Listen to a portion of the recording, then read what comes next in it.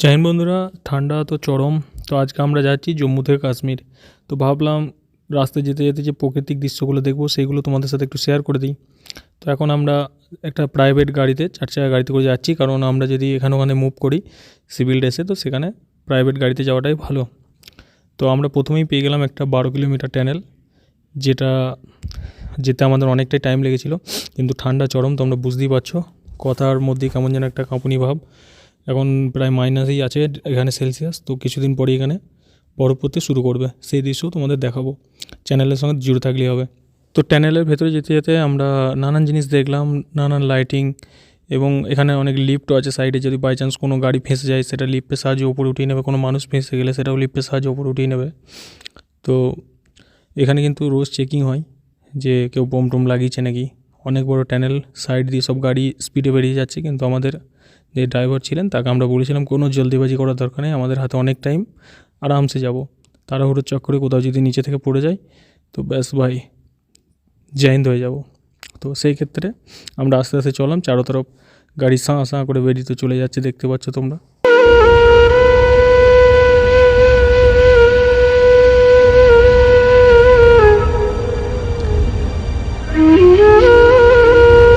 তো প্রায় 10-11 মিনিট পর আমরা কিন্তু টানেলের শেষ প্রান্তে এসে পৌঁছালাম। তো শেষ প্রান্ত চলে এসেছি আমরা। দেখো বাইরে বেরোতেই একটা আলাদা প্রকৃতি। ফের তোমাদের সঙ্গে শেয়ার করবো যে পাহাড়ের উপরে কত বড় বড় বাড়ি, যেগুলো মনে হচ্ছে যেন পাহাড়ের থেকে ঝুলছে। সমস্ত কিছু দেখতে পাবে তোমরা, জুড়ে থাকো।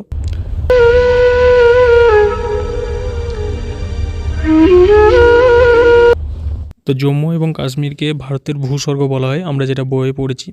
তো দেখো এখানে বাড়িগুলো কত সুন্দর ডিজাইন করে বানানো।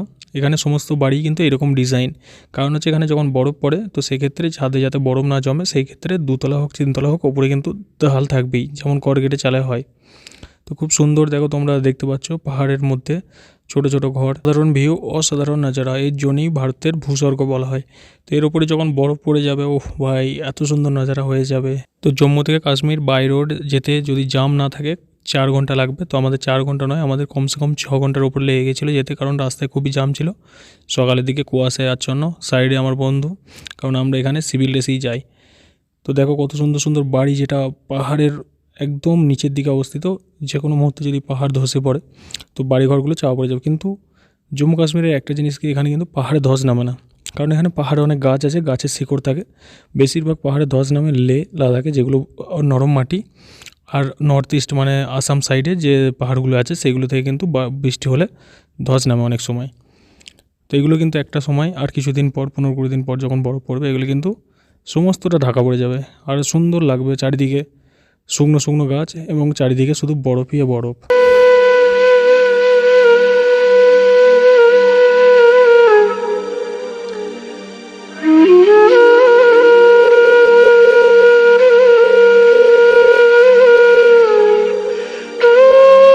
তোমরা যে দেখতে পাচ্ছ বাড়িটি, এই বাড়িটি কিন্তু যাওয়ার জন্য কোনো পাকা রাস্তা নেই।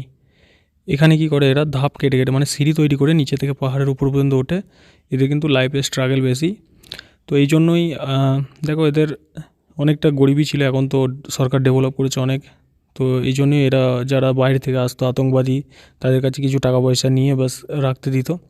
এখন তো ভারত সরকার অনেক ডেভেলপ করেছে। তো রাস্তা দেখতেই পাচ্ছ তোমাদের, পাহাড় কেটে রাস্তা। তো যে কোনো মুহূর্তে ওপর থেকে যদি, তো এখানে জম্মু কাশ্মীরে ধস নামার ভয় খুবই কম থাকে, নামে না এরকম নয়, নামে কিন্তু খুবই কম থাকে। কিন্তু নর্থ ইস্ট লে লাদাখে এরকম রাস্তা দিয়ে যাওয়া খুবই বিপজ্জনক। কখনো কখনো ধস নেমে রাস্তাও বন্ধ হয়ে যায় 1-2 দিনের জন্য, কিন্তু সেটা এখানে হয় না জম্মু কাশ্মীরে। জম্মু কাশ্মীরের মানুষও খুব অ্যাক্টিভ, সরকারও অ্যাক্টিভ, রোড ওপেনিং পার্টিও আছে, তারপর বর্ডার রোড অর্গানাইজেশন বিআরও যেটাকে বলে, তারাও কাজ করে। তো দুর্দান্ত পরিষেবা এখন। আজ থেকে যারা 5 বছর 6 বছর কি 10 বছর আগে যারা এসেছিলে, যখন 370 ধারা ওঠেনি, তার আগের কাশ্মীর জম্মু আর এখনকার জম্মুর মধ্যে অনেক পার্থক্য। যদি তোমরা এখন রিসেন্ট কোনো 2023-এ বা 24-এ ঘুরতে আসো দেখতে পাবে। তো 2024-এ এখানে কিন্তু ট্রেনও চালু হয়ে যাবে, অনেক জায়গায় ট্রেন চালু হয়ে গেছে। তো এটা চাইছে যে একদম টানেলের সাহায্যে, যে মানে সবথেকে হাইয়েস্ট রেলওয়ে ব্রিজ বানিয়েছে তার সাহায্যে জম্মু থেকে ডাইরেক্ট করতে, এবং সেটা 2024-এর শেষের দিকে চালু করার ইচ্ছা আছে গভর্নমেন্টের। তো এখানে যেহেতু সিঙ্গেল ওয়ে, ডবল ওয়ে তো আছে অনেক জায়গায়, সিঙ্গেল ওয়েতে চললাম আমরা। তো এখানে কিন্তু জ্যাম বহুত হয়, আর সকালের দিকে ধরো কুয়াশা থাকার জন্য গাড়ি চলতে পারে না, তো জ্যাম তো থেকেই যায়। সকাল থেকে জ্যাম লাগলে সেদিন সারাদিন একদম রাত্রি পর্যন্ত জ্যাম থাকে, জ্যাম ছাড়ার কোনো নামই নেয় না। তো সেক্ষেত্রে আমাদের 2 ঘন্টা এক্সট্রা লেগে গেছে আরও যেতে। कळत मी काय सांगतो अरे गरबत छत्रीवाली घरी आईला थांब बरं दोन मिनिटं नको लय वाच करत थांब बघू दे क्यूटचं घर मला तर आज তো এই জামটা ছিল টোল পোস্টের, যেটা মানে কাশ্মীর প্রবেশ করছে। তো এটা হচ্ছে কাশ্মীরের নাজারা, যেগুলো দূর থেকে ছোটো ছোটো বাড়ি লাগছে অনেক দূর থেকে, কিন্তু ক্যামেরাটা জুম করে দেখা যাচ্ছে না। সুন্দর গ্রাম এগুলো এক একটা, দেখো পাহাড়ের উপর পর্যন্ত তোমরা দেখতে পাচ্ছ এগুলো কিন্তু গ্রাম।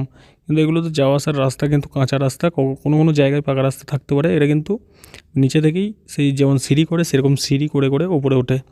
তো স্ট্রাগল আছে ভাই এদের লাইফে, স্ট্রাগল কম নেই যারা পাহাড়ে বাস করে তাদের ক্ষেত্রে। তো এখন দেখছো চারিদিক কিন্তু শুকিয়ে গেছে, গাছের পাতা ফাতা নেই, পাতা ঝরে গেছে, যেহেতু ঠান্ডা এখন মাইনাসে আছে। তো এরপরে যখন বরফ পড়বে তো ভাই নাজারা তো খুব সুন্দর হয়ে যাবে। তো এখন কিন্তু আমরা পৌঁছে গেছি কাশ্মীরে। তো দেখতে পাচ্ছ কাশ্মীরের হালত, চারিদিকে কুয়াশা আচ্ছন্ন, এখন প্রায় বাজে 12টা, দুপুর 12টা। তো এইরকমই আবহাওয়া কমসে কম 3 মাস থাকে, এরপরে বরফ পড়লে তো আর কাউকে দেখাই যায় না। তো দেখতে পাচ্ছ যদি এখান থেকে 300 মিটার দূরে দুশমন থাকে তো সেখানে দেখাই কঠিন হয়ে যাবে, কারণ সামনে খুব জোর হলে 50 মিটার ক্লিয়ার দেখা যাচ্ছে, তার 50 মিটার ধুতলা।